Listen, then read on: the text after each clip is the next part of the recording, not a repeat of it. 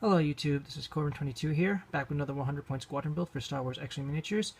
For tonight's build, we're taking a look at a new ship that I recently purchased, and this is a build that my roomie has constructed. It consists of 2 TIE Fighters, piloted by Mauler, Mithel, and Howlrunner, and my new ship, the VT-49 Decimator, piloted by Captain Oicuun. Focused behind this build, keeping enemies as far away from you as possible.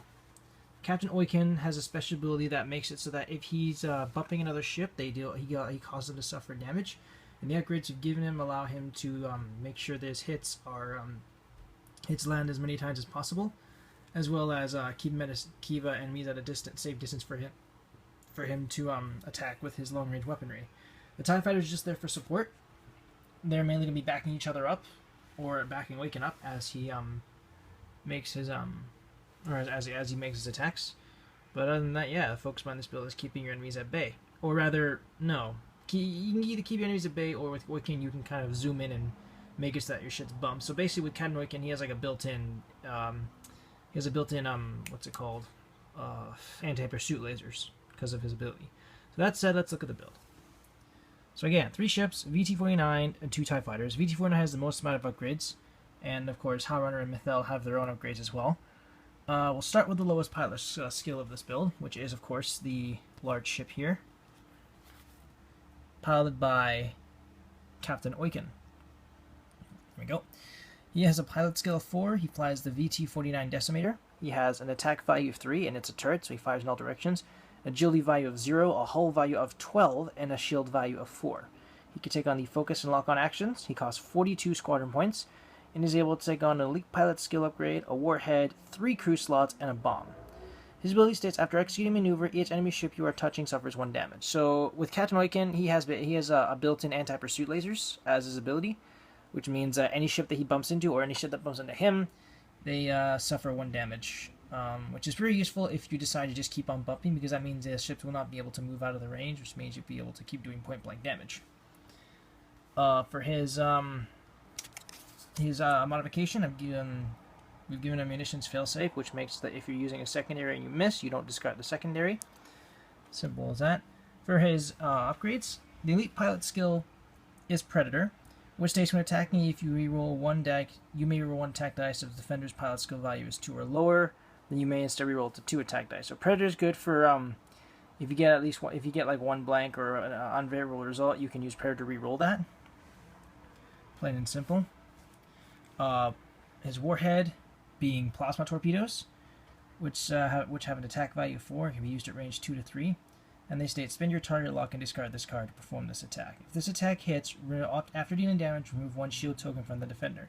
So plasma torpedoes are good at whittling away enemy ship shields, especially ships like the B-wing or the any of the YTs, because they have large amounts of shields. So the plasma torpedoes, if you score like 3 hits out of 4, then its effect allows you to take off one of its extra shields, which leaves them open for counterattack.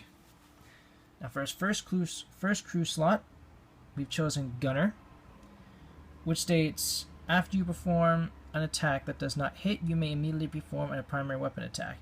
You cannot perform another attack this round. So with Gunner, it makes it that if your attack misses, you can attack again with your primary weapon. It doesn't matter which weapon you use afterwards. Like, you can use plasmas and miss and then go straight to your Gunner. You may also use Predator in conjunction with this, or any ship that allows you to reroll, because Gunner is basically a second attack on top of it. However, this makes it so that the VT-49 will not be able to attack again this round, which doesn't matter because most ships can only attack once in the round. For the second crew slot, we have a Fleet Officer, which is an Imperial crew only. And it adds another action to the Decimator's action bar, and it states, choose up to 2 friendly ships at range 1 to 2. Assign 1 focus token to each of them, and then receive a stress.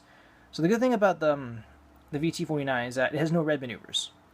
So there really is no chance of it getting stress. The only ways it can't get stress is if you give it an upgrade that causes you to take stress as a trade-off, like this, or if you run into a debris field. The Fleet Officer... the Fleet Officer makes that your TIE Fighters, if they're close enough, they can get to a free focus, each of them, at the cost of getting a stress. But since the VT has a fair amount of green maneuvers, so kind of got that basis covered. And finally, for the final crew slot, we have Jade herself. Again, she's an Imperial-only card, and she states, if I can get this to focus, there we go. At the end of the combat phase, each enemy ship at range 1 that does not have a stress token receives 1 stress token. So Jade again, Jade again makes it so that you want to see, makes it so that the enemies will think twice about getting up close to her, because they'll get a stress token on top of it. They'll get a stress token if they get too close. Add to the fact that Captain Oicuun's ability allows him to practically ram into his enemy. Yeah, I mean this guarantees that you're gonna, you know, if you stay at range 3, you're more likely to stay at range 2 to 3, and range 3 will get you that agility bonus, which will be helpful. Now I move on to the 2 escorts. The first one being Mauler Mithel. He has a pilot skill of 7.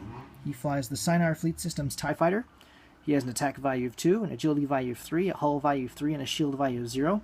He can take on the Focus, Barrel Roll, and Evade actions, costs 17 squadron points, and is able to take on an Elite Pilot skill upgrade. His ability states, when attacking at range 1, roll 1 additional attack die. So Mauler Mithel is a rusher, through and through. You want to get as close as you can to him, as close as you can to your enemy as possible. Because not only will he gain that attack bonus, he'll also gain an additional attack die thanks to his ability. So that makes his a total attack value of 4. Giving him roughly the same attack stat as a TIE Interceptor attacking at range 1. For his Elite Pilot skill, we've gone with Ruthlessness, which actually complements his ability quite well. Because Ruthlessness states, if I can get this to focus again, come on. Come on, please, focus. There we go. It states, after you perform an attack that hits, you must choose one other ship at range 1 of the defender, other than yourself. That ship suffers 1 damage. So, Ruthlessness makes it so that any enemy ship close to the target, your target, suffers a damage, which is good, but at the same time it's also a double-edged sword, because Ruthlessness is unbiased to your ships. So if you have a friendly ship at range 1 of your target, they will also suffer a damage. So, yeah, with Ruthlessness, you got to be really careful on who you're attacking. Like, you want to make sure that you have as many opposing ships close to each other as possible. This is good for if you want to break up a squadron, because they're all gonna take that 1 damage if they stay too close to each other. And for the second escort, we have Howlrunner, who has a pilot skill of 8, also flies the Sinar Fleet Systems TIE Fighter, has the standard stats for a TIE Fighter, attack 2, agility 3, hull 3, shield 0. Take on the Focus, Barrel Roll, and Evade actions, costs 18 squadron points, and she's able to take on Elite Pilot skill action upgrade just like Howlrunner, or Mauler Mithel.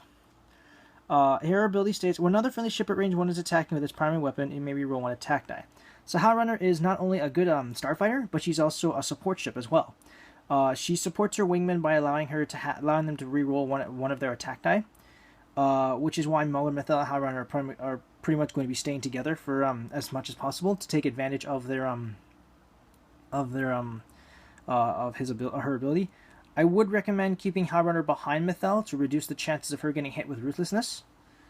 And yeah, that's pretty much it. Now for her Elite Pilot skill, we've gone with Wingman.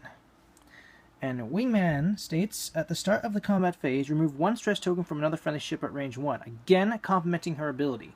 Not only will Mauler Mithel get a free reroll when he attacks, he will also be removed of his stress if he decides to do, like, say, a K-turn. She will have to do a K-turn herself, but the TIE Fighter has a decent amount of green maneuvers, so while she'll be able to remove it the next turn, Mauler Mithel will be able to get rid of his immediately because of Wingman. And, yeah. I haven't really thought of a name for this build. Let's see. Oicuun, Mithel, and Howlrunner. The emphasis behind the build is keeping your enemy... Oicuun makes it so you keep your enemies at distance, or else they risk getting stressed or damaged. And Mauler and Mithel are pretty much going to be off supporting from another distance. I'm not really sure what to call this build. Well, I'll probably come up with a name in the title of the video.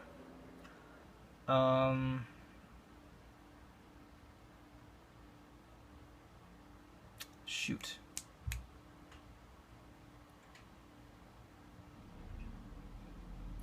Well, I'll come up with a title for the build and the title for a name for the build and the title. Its advantages: Oicuun makes it so that you want your enemy ships will kind of think twice before getting in close because of both his ability as well as Jade. The TIE fighters are going to be zooming in right alongside each other.